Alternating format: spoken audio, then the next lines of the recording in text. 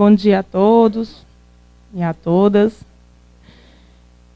Gostaria de agradecer aqui ao Leonardo Macedo, presidente do CRA, por mais uma vez me convidar para um evento desse porte, um momento crucial, que é esse momento de transição das gestões municipais.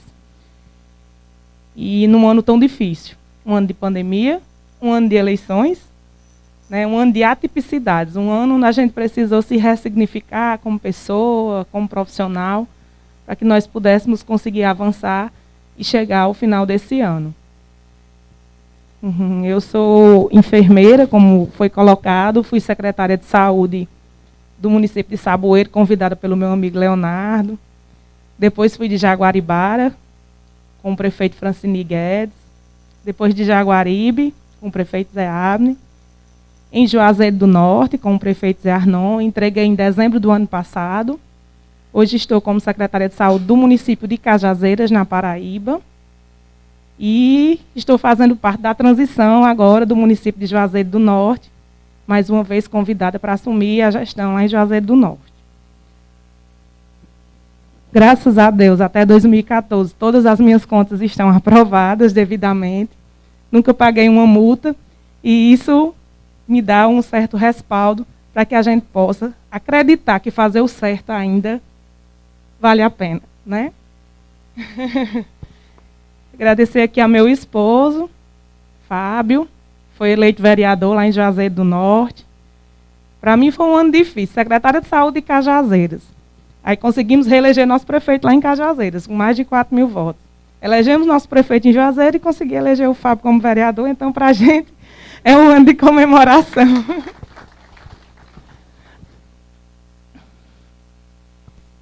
Parabenizar o CRA pela iniciativa. Hoje, dia 1º de dezembro, dia da luta de combate à AIDS. Hoje, no Brasil, nós temos mais de 600 mil pessoas infectadas, mas a gente comemora um dado importante, que hoje, em virtude de todas as ações implementadas, a gente conseguiu mais que dobrar a expectativa de vida das pessoas que são infectadas. Então, a gente também comemora esse dia.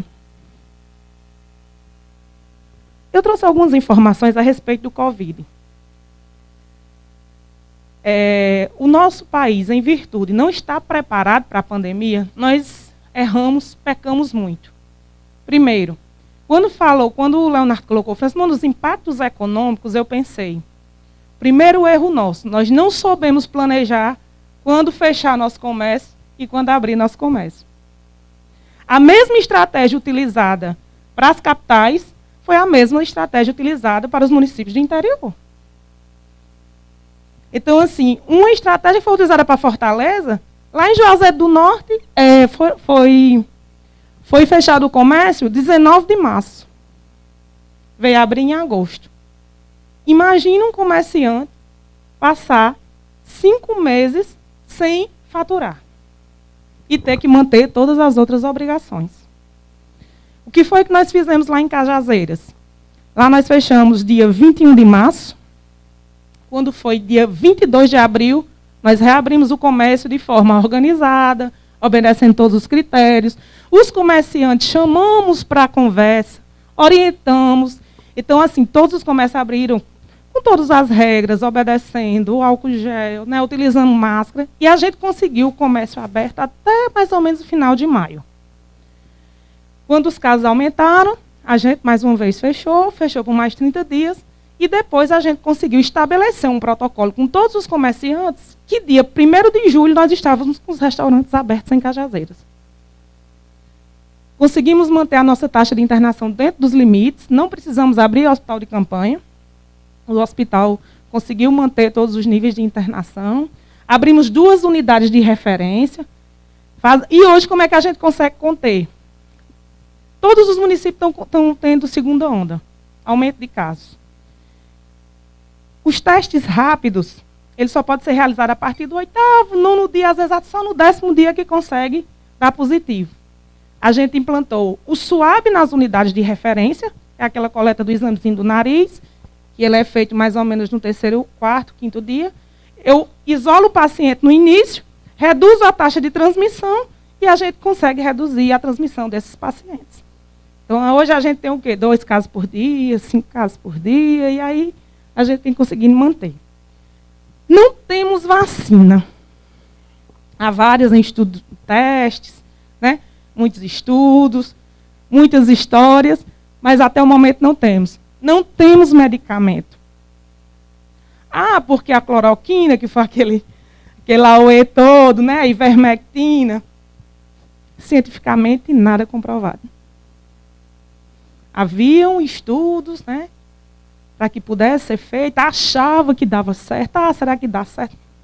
Comprovadamente, cientificamente, nós não temos nenhum medicamento e nenhuma vacina que tenha respaldo efetivo no combate ao coronavírus. É fundamental manter essas medidas de proteção. Então, assim, eu acho que nós vamos precisar aprender a conviver com o vírus. Ah, porque não sei aonde está fechando isso, não sei aonde, não adianta mais fechar nada. A gente precisa aprender a conviver. Manter as medidas, nos reeducar, né? Ver o que é que a gente pode conseguir como pessoa, multiplicar essas informações, mas a gente precisa se ressignificar e aprender a conviver com ele até que se chegue a vacina que seja realmente efetiva para o combate. E aí foram confirmados no mundo, minha gente, mais de 60 mil casos. 60 milhões, né? 60 milhões de casos. 1.426.000 mortes. E aí nas Américas, aí, ó, 16 milhões foram infectadas até o 27 de novembro. É um dado bem recente. A OPAS, a Organização Mundial de Saúde, estão prestando apoio técnico, estão estudando, estão investindo, mas infelizmente a gente continua ainda, como se diz assim, no vácuo. Né? A nossa população ainda resistente às medidas de prevenção e ainda continua se contaminando. Reduziu assim, porque os pacientes hoje eles estão apresentando uma sintomatologia mais leve, porque os idosos já conseguem ficar um pouco mais afastados, questão da obesidade, das comorbidades, da diabetes, da hipertensão, desses pacientes a gente tem conseguido reduzir. Aí são os sintomas mais comuns, febre, cansaço, congestão nasal, dor de cabeça. E agora a gente está estudando as consequências da doença. O que é que ela está trazendo para os nossos pacientes? A gente está tendo pacientes que estão tendo problemas de espasmo, problemas neurológicos, problemas articulares. E aí é que a gente precisa mesmo investir. A chikungunya trouxe, né, vários problemas articulares para os nossos pacientes. E agora o Covid, além disso, a questão do problema neurológico que está sendo estudado, que vários pacientes estão apresentando após serem infectados. E aí, a questão do impacto econômico. A realidade do isolamento. Quando o paciente ele se isola, isolou os idosos, isolou as pessoas com comorbidades, as gestantes, crianças, e eles acabaram não indo mais precisar comprar, né? Se deslocar para ir ao comércio fazer suas compras. Os filhos que faziam, normalmente não faziam da mesma forma. Então, essa realidade do isolamento foi um dos impactos econômicos que a nossa economia sofreu. A outra, empresas fechadas ou com operação parcial. Então, demissão de funcionários, redução de carga horária. Alguns ainda aderiram àqueles planos do governo, né? Que tinha redução, que tinha um incentivo para pagar os funcionários, outros não. Mas o pior, minha gente, era a incerteza. Quando é que eu vou abrir? Né? E isso vai funcionar até quando? A insegurança, o que fazer, de como fazer. Eu compro ou não compro? Eu faço ou não faço? Então, essa insegurança, essa instabilidade foi um dos pontos que muito afetou a nossa economia. Falta de liquidez das empresas. O que era? Falta de reserva financeira para manter. Né? Tinham empresas que elas dependiam de empréstimos, inseguras. Então, elas não tinham essa reserva financeira para manter esse tempo todo fechado, mantendo todos os serviços, mantendo todas as suas obrigações. Desemprego, suspensão de contratos, corte de jornada. A queda na renda das famílias. Então, assim, se reduzir o salário, eles iam ter que priorizar. Eu como, eu pago o colégio. Muitas pessoas deixaram de pagar os colégios das crianças. Suspenderam porque realmente foi um ano muito difícil. Quem é pai e mãe aqui, manter um filho assistindo uma aula num computador, com professores que não estavam preparados para isso. Tem professores que não tinham habilidade nenhuma para dar uma aula online. Sem motivação, dentro de casa, sentado. Algumas escolas obrigaram os meninos a ficar de farda sentados na frente da televisão. Agora, imagina uma criança ficar na frente de uma televisão ou de um computador. Então, assim, os impactos dessa pandemia eu digo assim, só Deus e meu Pai Cisca pode discernir e ver a questão de como é que nós vamos nos comportar. E aí o desafio dos novos gestores. Esse ano nós tivemos muitos recursos recebemos da pandemia. Ajudou muito as gestões. Próximo ano não vai ter, não. Além disso, a queda no orçamento. Porque esse ano a queda nas arrecadações não tem nem precedentes do tamanho. Então, assim, eu acho que será uma das gestões do ano mais desafiador para todos os novos prefeitos que vão estar assumindo o ano 2021. E eu oriento, o máximo que vocês puderem fazer em dezembro, façam. Montem uma equipe técnica, eu sei que a gente precisa do político, mas pelo menos nos cargos chaves, coloquem pessoas técnicas que tenham conhecimento, que saibam como conduzir, que entendam o processo. Na saúde, como é que está o almoxarifado? Como é que eu entro em janeiro sem medicamento, sem material médico hospitalar, sem material odontológico? Como é que entra? E eu não posso comprar, né, Leonardo? A não ser que a gestão anterior consiga comprar, mas ela vai ter saldo em caixa? Porque no artigo 42 da Lei de Responsabilidade Fiscal diz o quê? Que eu só posso ter de débito aquilo que eu tiver em conta. Se eu não tiver em conta, eu não posso ter o débito. Não posso ficar como resto a pagar. É o que se diz. Normalmente não é o que acontece. O consumo das famílias cai, é normal, porque se reduzir os valores, se reduzir os recursos, se reduzir sua renda, com certeza o consumo vai cair. A produção cai, os investimentos são adiados. A empresa tinha um investimento para fazer, ela ia fazer? Arriscar no escuro? Saber se ia dar certo? E a arrecadação pública cai e o gasto do governo aumenta. Eu tive que comprar mais EPIs, tivemos que montar estruturas para atender unidades de referência, tivemos que contratar profissionais, mas a arrecadação caiu. E aqui um alerta para os novos gestores. Nós recebemos muitos recursos, mas foram recursos federais. E por 15% o recurso federal não conta. Só conta a arrecadação própria. Então, verifiquem os CIOPs, quem estiver na comissão de transição, veja como é que está o índice de aplicação dos recursos em saúde. Porque se tiver menos de 15%, o prefeito, com certeza, vai responder por sua improbidade. Porque lá nas sanções que tem, a pandemia ela reduziu a questão das arrecadações, né, dos tributos, mas com relação ao índice não mudou nada a legislação. Tem que ser os 15%. Então, verifiquem realmente isso. Eu acho que nós estamos alimentando aí o sexto bimestre, não o quinto. O quinto bimestre, porque o CIOPS é bimestral. Então, janeiro e fevereiro, você identifica no final de março. Março e abril, no final de maio. Então, lá no site tem o Sistema de Informação de Orçamentos Públicos em Saúde. E lá vocês verificam quanto foi a arrecadação do município, quanto foi investido, o que foi a menos, o que foi a mais. A mais eu acho difícil, porque esse ano, em virtude dessa queda da arrecadação, poucos municípios vão conseguir chegar a esse índice. Os impactos sociais. O aumento da pobreza, por isso que veio aí o auxílio emergencial, né? Foi quem salvou, né, em parte, aí a nossa população mais carente. O aumento da desigualdade já existia, só fortaleceu e intensificou essa desigualdade. O aumento do trabalho infantil, por quê? Os meninos não estavam indo para a escola. Né? E se já existia, de acordo com a pesquisa, ela vai aumentar 3 vezes esse aumento até porque eles vão ter mais disponibilidade. Os que estudavam só iam um horário, né? Agora que não estuda, praticamente não tem. Então, praticamente, esse aí é um dado que tem um impacto social bem relevante. O aumento do desemprego entre jovens e a ampliação do trabalho home office. A ampliação do trabalho home office também, nossa população não estava preparada para isso. A gente não tinha esse costume de estar fazendo esse trabalho, reuniões. Hoje até a gente já se acostumou, né? Depois de quase um ano nesse momento, mas realmente teve empresas que se reinventaram e conseguiram se superar nesse momento. Investiram nessa área e conseguiram se superar. mas outras, infelizmente, não conseguiram avançar e sofreram com isso. E aqui, eu queria falar para vocês sobre a legislação. A legislação de Covid, de recursos financeiros, de portaria, foi imensa. Cris está aqui, a esposa aí do Pelé, ela trabalha nessa área de planejamento, ela tem um conhecimento amplo disso, sabe que foi imensa a legislação. Como gestor, a gente precisa saber o mínimo. Entrou um recurso para investir em educação, o que é que eu posso fazer com ele? Porque o recurso para investir em educação entrou na saúde. E o que era que eu podia fazer com esse recurso?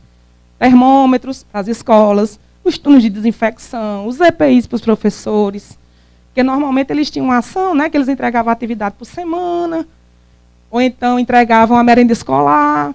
Então, os EPIs para os profissionais, então, um dos itens para vocês, verifiquem esse recurso que entrou para a educação, se ele realmente foi investido na educação. Porque ele entrou na saúde, entrou na conta de custeio da saúde. Então, recomenda-se que todos os recursos, eles sejam alocados em uma única ação orçamentária. Outra questão, quando começou a entrar os recursos do Covid, o município precisava ter aberto uma dotação orçamentária específica para o Covid, independente de recursos federais ou estaduais ou municipais. Mas eles teriam que estar naquela aba. O que foi que nós fizemos lá em Cajazeiras? A gente abriu uma dotação, combate ao Covid, e tudo que era investido a gente colocava lá e colocou no portal da transparência do município. Então, todo mundo que quisesse ter acesso, saber com que foi gasto, recurso X, entrou aonde? Está aqui, foi gasto com o quê? Com isso, colocava tudo. Empenho, nota fiscal, né, liquidação, tudo direitinho lá. Então, assim, quem fizer isso, a gente já ganha um respaldo junto aos órgãos de controle. Tivemos uma dificuldade grande. Em janeiro, nós tivemos um preço de mercado Covid. Alguns diziam sobrepreço. Não, não foi sobrepreço, não. Era o preço de mercado Covid. Eu ligava para o fornecedor e dizia, eu tenho uma caixa de luva por 70, se a senhora quiser. Aí você fica, o profissional na ponta, precisando trabalhar, precisando estar protegido. Como é que compra? Testes rápidos, a unidade chegou a R$320. Hoje, a gente fez uma licitação lá, nós compramos a R$17 a unidade. IgM e IgG, separadinho. Enquanto teve municípios que comprou a R$50, bem pertinho da gente. Então, assim, essa gestão dos recursos esse ano, teve muita gente, estava até conversando com a Maria, que se aproveitou do momento. No início da pandemia, quando a gente não estava preparado, nós não tínhamos equipamentos, nós não tínhamos EPI, a gente não tinha, era justificável a gente fazer uma dispensa. Se a pandemia começou em abril, em maio, ou março, aliás, em novembro ainda tinha a prefeitura fazendo dispensa, pelo amor de Deus. Não justifica mais.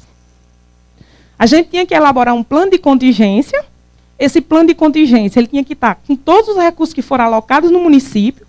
Esse plano de contingência deveria estar aprovado pelo Conselho Municipal de Saúde. E esse plano de contingência deveria ser seguido. Até porque ele vai constar dentro dos nossos... Coloquem aí na relação dos documentos que vocês vão pedir na transição. Porque esse plano ele vai representar a utilização dos recursos no nosso município. Todas essas portarias que eu vou apresentar aqui a vocês, citar rapidamente, para a gente não perder muito tempo, elas devem estar, a prestação de contas, dentro do relatório anual de gestão, que deve ser apresentado até o dia 30 de março de 2021. Toda a prestação de contas. Entrou, doutora, mas eu recebi uma emenda de incremento do PAB para o Covid. Beleza. A emenda é de bancada ou individual? Não, a emenda é de bancada. Não, se for de bancada, eu posso pagar a folha de pagamento. Mas se for individual, eu só posso pagar os custeios. Material médico hospitalar, material de limpeza, expediente, gráfica, enfim. Então, atentar também para essas questões, que tem que ser um dos documentos que tem que estar dentro da relação do nosso documento de transição. Tá certo? Outra coisa, essas alterações, elas também têm que estar na nossa programação anual de saúde.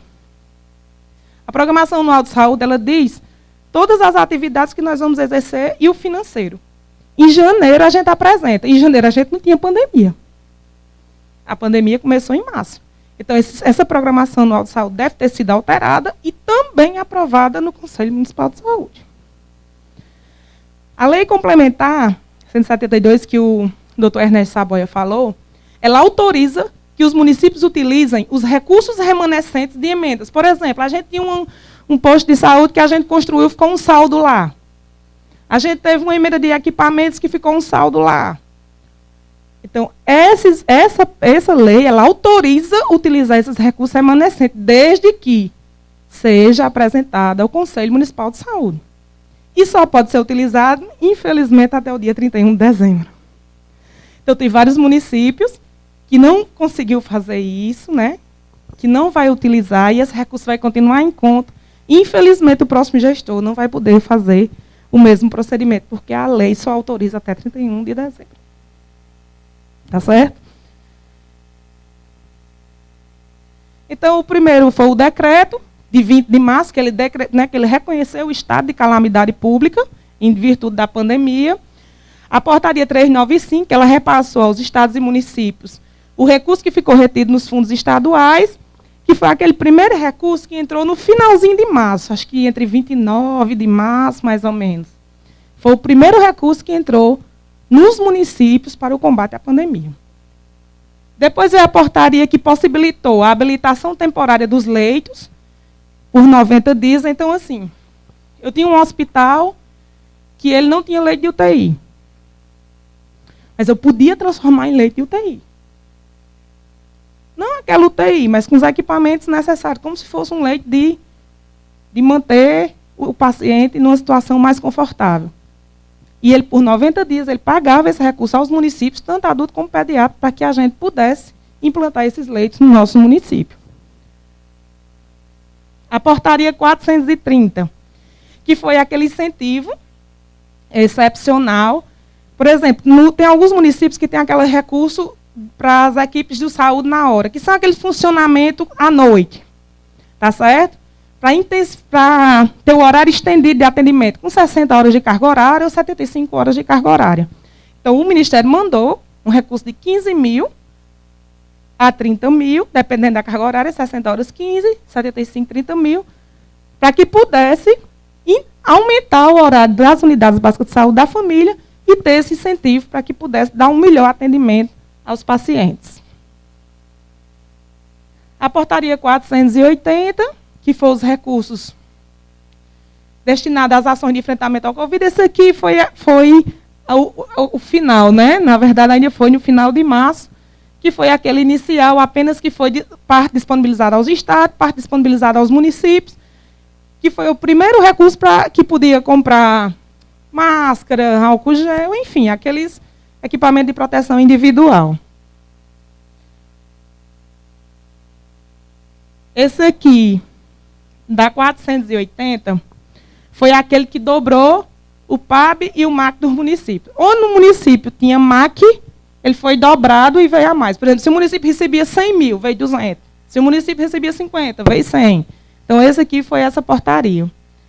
Esse aqui, da 561, foi dos pacientes crônicos, que veio 186 mil para os hospitais, que tinha 31 leitos, e 294 para aqueles que tinham acima de 49 leitos.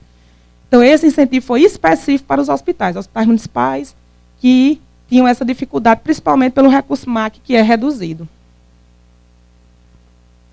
A 568 foi da terapia intensiva, que o custeio foi por 90 dias, onde a diária passou para R$ 800. Normalmente, no SUS, era para R$ 500. Eles fizeram esse aumento de R$ 800 dia, mas teve muitos municípios que não conseguiram. Como não fizeram o trâmite correto, que era pelo SAIPS, o sistema do SAIPS, não conseguiram habilitar. Implantaram o serviço, tiveram que manter com recurso próprio e não conseguiram captar o recurso. A 774, que foi a da dobra do PAB e do MAC. A 1857, essa daqui foi a das escolas. Ó, ela é a 1857, de 28 de agosto de 2020. O município de Cajazeiras tem 70 mil habitantes. Lá nós recebemos 128 mil para aquisição desses equipamentos de proteção individual E também para as escolas. Vocês poderiam comprar os termômetros, aqueles dispensers de álcool gel na entrada, para montar toda a estrutura na escola para poder receber os alunos, para poder receber os professores, mesmo que não fosse para ter aula, mas para receber alguma atividade, receber alguma orientação. A questão dos kits da merenda escolar, que eram entregues uma vez por mês, que tinha que fazer aquele escalonamento, aquele cronograma de entrega. Então, montar a escola de uma estrutura que conseguisse receber esses pais, esses alunos e esses professores. A 2.994, de 29 de outubro. Essa daqui é para a gente fazer para os pacientes crônicos. Obesidade, hipertensão, diabetes, que foram as pessoas mais acometidas e que tiveram situação mais grave, as doenças mais agravadas, né? De forma mais agravada. Então, aqui, o que é que eu preciso fazer? O que é que eu posso gastar? A gente pode intensificar os cadastros para identificar quem são os diabéticos do município. A gente pode implantar aquela questão da medicação no domicílio para o paciente obeso, idoso, diabético, não precisar ir à unidade de saúde para que ele possa evitar ao máximo a contaminação. Então, esse recurso está entrando agora, bem recente, 29 de outubro, e ele pode ser utilizado dessa forma. Esse aqui é da saúde bucal. Esse recurso aí, cada equipe de saúde bucal cadastrada no Senes até agosto, mês de agosto, ela vai receber 1.931 para que possa intensificar, né, melhorar a questão da odontologia no município. Os CEL, 5.000, né, tem várias especificações do CEL, e para a equipe de saúde bucal, 1.931 por cada equipe cadastrada no Senes na competência de agosto, no mês de agosto. Esse aqui foi para os hospitais, para melhorar o ambiente de gestantes, parturientes, recém-nascidos. Então, os hospitais até 250 leitos ia receber 159 mil, e acima de 250 leitos ia receber 593 mil, para melhorar o ambiente dentro dos hospitais. Esse aqui, ó, bem recente, saiu agora, 27 de novembro. Esse aqui é um caráter excepcional e temporário para a informatização das equipes de saúde da família. Então, vai estar recebendo 27 mil, né, Cris? Para que possa melhorar a informatização. Por quê? E aí eu recomendo aos novos gestores. Quando nós temos uma equipe de saúde da família, um posto de saúde informatizado, melhora o meu recurso. Eu recebo um recurso para implantação e eu recebo um recurso para custeio. Então, assim, por exemplo, Cajazeiras a gente tinha 24 equipes. Lá nós implantamos o prontuário eletrônico em 100% de nossas equipes. Informatizamos todas, implantamos o prontuário eletrônico e a gente fez uma licitação de um sistema que hoje o paciente em Cajazeiras ele sai do posto com o seu boleto na mão, com o exame agendado. Ele não vai precisar do vereador, nem ir para a central de marcação lá na secretaria para conseguir um exame nele. Já sai com o seu examezinho agendado. Como é que a gente faz isso? Dentro da nossa programação pactuada, a gente tem um rol de exames. Vamos dizer que eu tenha 100 exames de laboratório.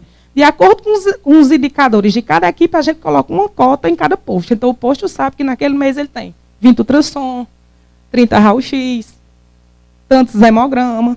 Então, ele vai solicitar de acordo dentro daquela sua cota, e aí o paciente não precisa se deslocar até a Secretaria de Saúde para fazer agendamento de sua consulta.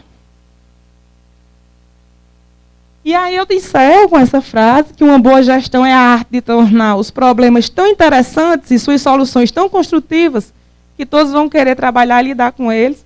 É uma frase de Paul Hawke e me coloco à disposição para maiores dúvidas ou questionamentos. Um abraço, muito obrigada.